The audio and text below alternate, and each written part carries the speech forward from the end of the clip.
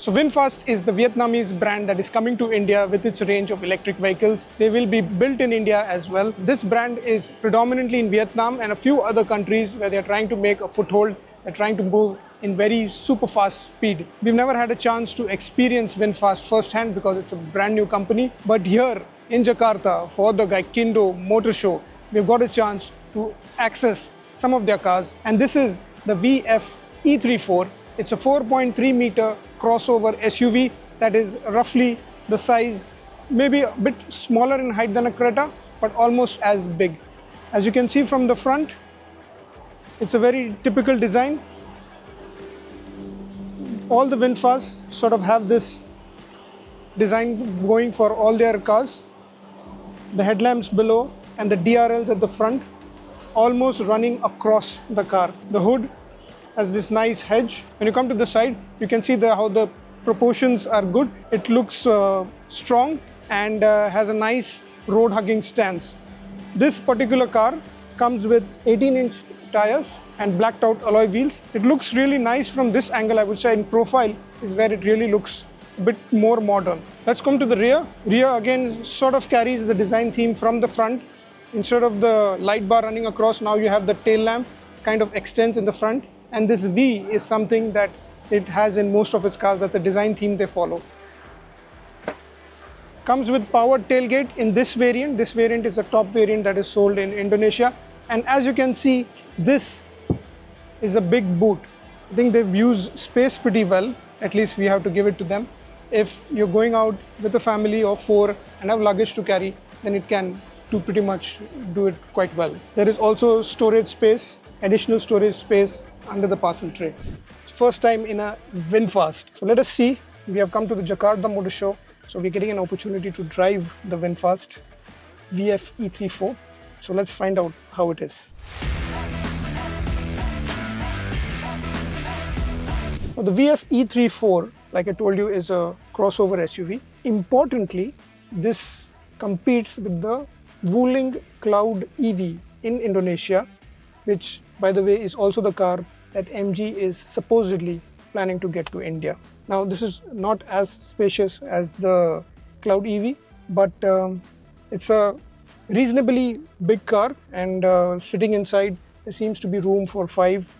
The seat is plush. It's a rather simple steering wheel. The plastics, they're mostly black.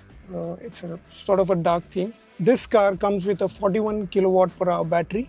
So you can see that it's reasonably bigger than the Nexon EV, which is the most popular electric car in India right now. And the claimed range is around 318 kilometers, which is not as much as the Nexon EV, surprisingly. But let us find out how it is to drive. Started the car.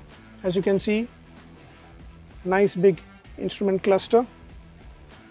The interface is not very modern looking. As you can see, it's maybe a slightly dated one.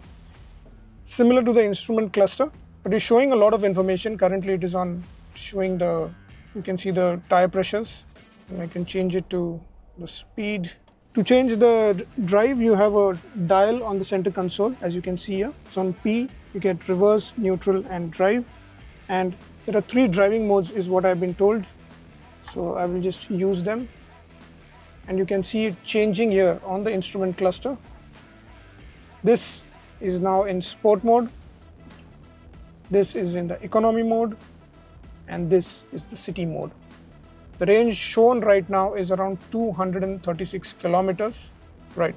So we'll start that. So it has a manual handbrake. The steering can be adjusted for height only. 2 very conventional looking stalks, left side for the lights and right side for the wipers. I can get a certain sense of vibration from the front. Usually for an electric car, that shouldn't be the case. The dial has a nice hefty feel to it while changing. It doesn't feel dead like in some of the other EVs. Now it's in drive. So here we go.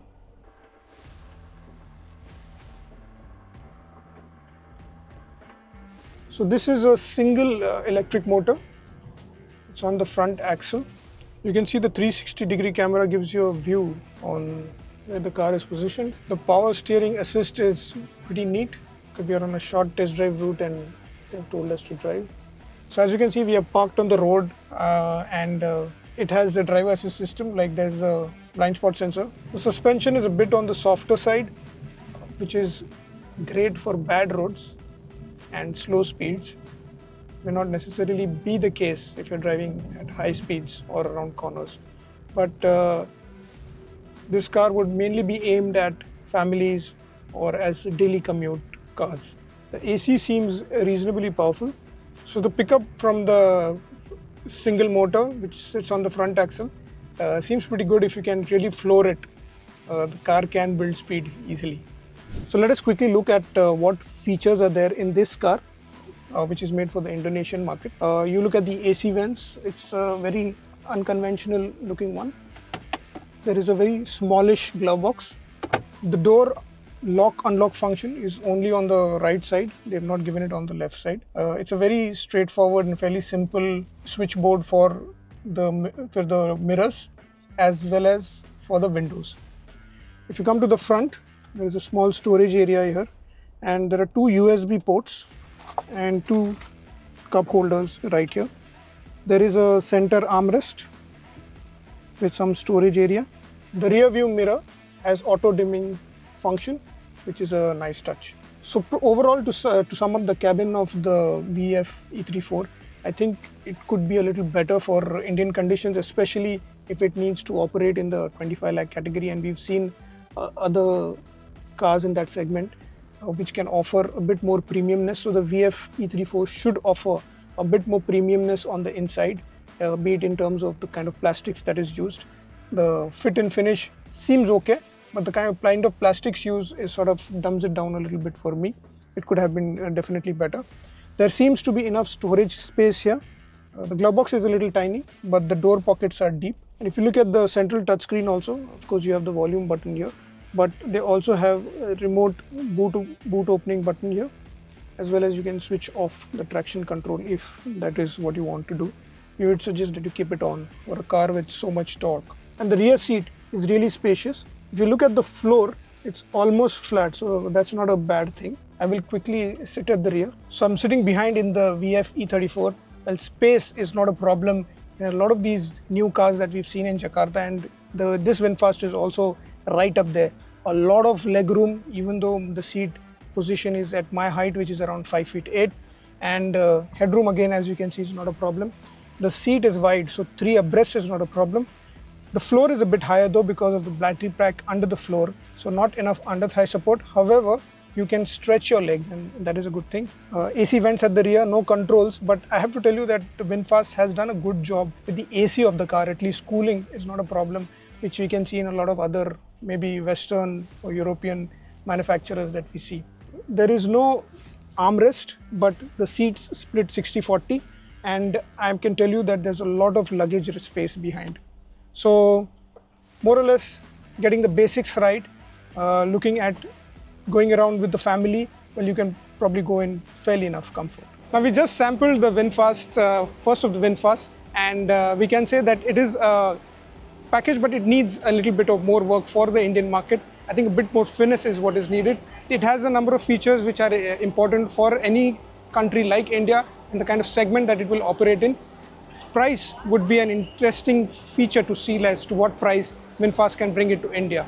So definitely there is something to look forward to for Indian car buyers who want to move in the electric space with more options. So let us see how Vinfast brings it on.